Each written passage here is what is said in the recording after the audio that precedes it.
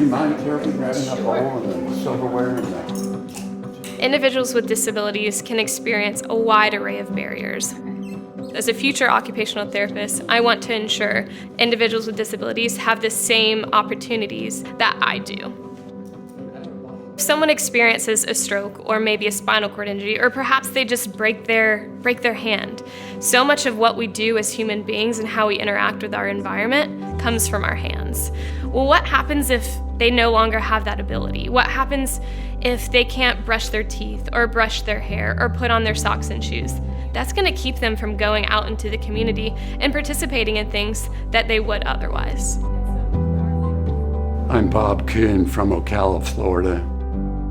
Back on June 6, 2018, I went to sleep happy and healthy and woke up a few hours later paralyzed.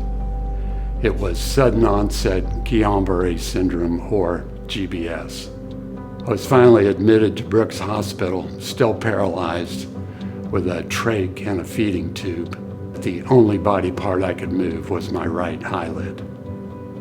With GBS, the hands are usually the last thing to come back, and for me, that's certainly the case. I've been working to strengthen my hands, my arms, and my shoulders. We've also been working on activities of daily living like dressing, grooming, and eating meals. So I've been working toward more independence and toward getting my life back.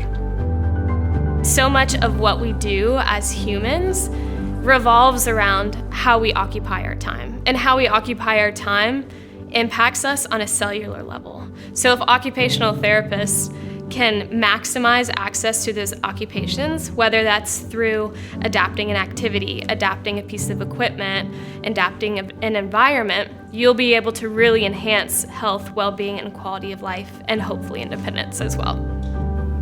Elizabeth Murphy is absolutely a future maker.